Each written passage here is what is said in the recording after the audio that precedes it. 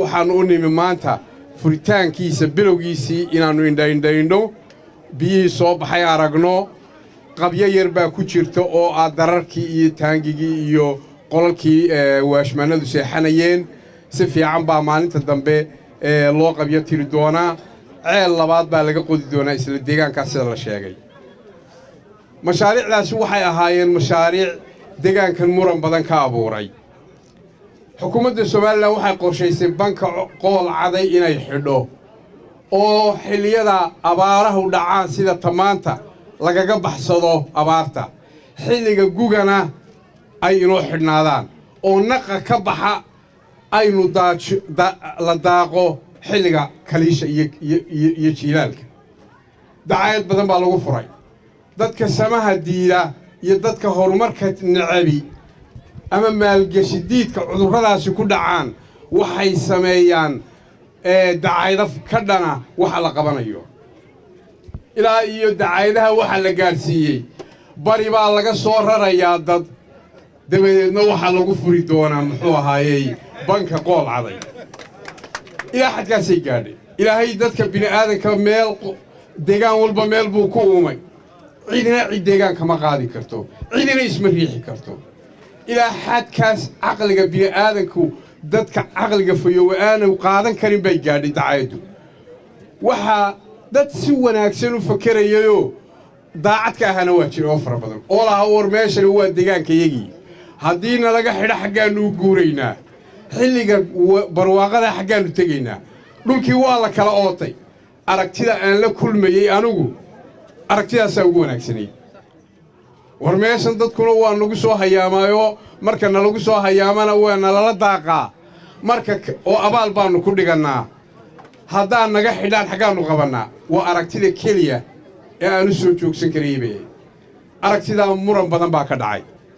waxaan aanu la kulannay xukuumad ahaan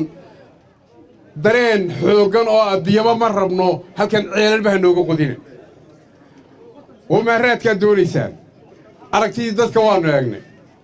dadkuma midaysnayna wuu qaybsanaa marka bulshadu aragti ku qaybsanto annaguna horumar baannu wadniyey hal abuur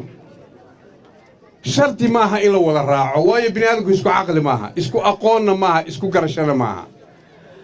waxa laysu xukumaa ninka hoggaamiyaha ummaddaahi wuu ka hal abuur dheer yahay ninka uu xukumo iyo dadka rayidka ah iyo shacbiga waxaa ilaahay mas'uuliyadda u saaray inuu keeni karo oo garan karo waxaana inta kale garan karin macnaheedu maaha dadkoo dhan buu ka caqli badan yahay waxaa la taliya ninka ummadda u taliya iyo kaaliyaashiisa inta ummadda u caqliga badan ayaa la talisaa waxay helaan talo fara badan si dadban iyo si toosa mashruucan caqli iyo aqoon iyo hal abuur baannu ku gallay waxaa ka hor yimid daadad iyo duufaanno aragtiya ka dhana waxaannu qancinaynay muddo bulshada xukuumad bisil oo waayo araga baannu nahay xoogna kumaannu caabiyin wixii naga hor yimidna jeelasha kumaannu shubin xukuumad kelitalisa ma nihin waxaannu nahay xukuumad dhowrta xuquuqda iyo xorriyaadka muwaadiniinta xorriyadda hadalka tixgelisa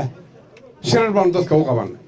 markii dagaal xoogana lagu qaaday waxaannu isku dayanay dadka inaannu qancinno oo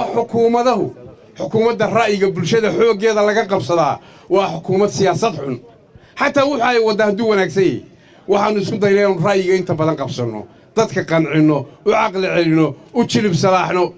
war dadka maannu laaluushina waannu qancinnay intii badnayd baa dabeednana raacday kadib waxaannu nidhi inta yari ma xanibi karto horumarka sharcigana gacanta kuma qaadan karto xoogna kuma joojin karto haddii xoog jiro dawladdaa xoogga leh dadku xoogga ma leh dawladdu iyadaa dadka kala celisa iyadaa dadka cadaalad u samaysa iyadaa isku wadda dawladduna qolana maaha kooxna maahee dawladdu waa wixii ummaddan ka dhaxeeyey maalin bana nin baa hoggaamiya aragtidaas waxaan uga mahadnaqaynaa waxgaradkii iyo waayeelkii deegaankan salaxlay iyo qool caday ee nagu taageeray in meeshaa ceelasha aan noqodno waxaan u mahadnaqaynaa dad fara badan oo markii hore khalad la geliyey oo noo soo noqday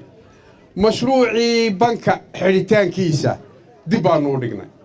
lacag badan baa ugu jirtay badjetka waxaanu sheegayaa dadka dadweynaha deegaanka waxay ahayd qorshe looga qoondeeyay sanduuqa horumarinta Somaliland deegaanada dalka waa loo qaybiyaa mashaariicda ummadda qaniimada qaranka waa loo qaybiyaa qaybay heleen bay ahayd hadday mashruucaasi dib uga dhacana murankii iyo buuqii ayaa keenay